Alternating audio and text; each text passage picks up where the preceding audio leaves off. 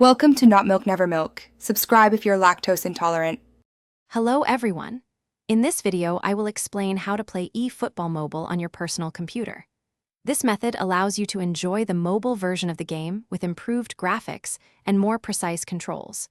We will guide you through the simple steps to set up an Android emulator, which is the only way to bring this exciting football game to your desktop. Get ready to experience eFootball on a much grander scale, with every pass and shot feeling more impactful. To begin, you will need to download and install an Android emulator on your computer.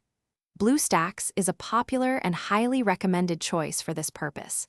Visit their official website to get the installer, then follow the on-screen instructions for installation.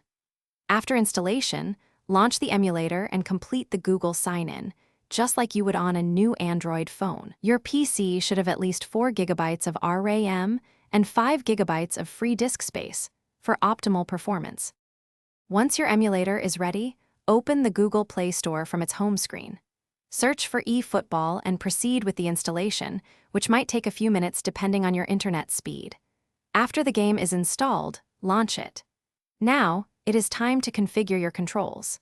Most emulators offer a key mapping tool, allowing you to assign keyboard keys or gamepad buttons to the on-screen touch controls. This provides a much more comfortable and precise way to play.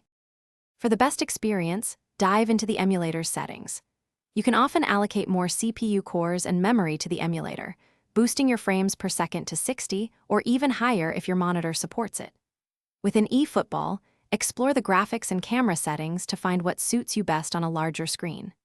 Some emulators also offer advanced features like multi-instance, letting you run multiple games or scripting to automate repetitive tasks, further enhancing your football journey.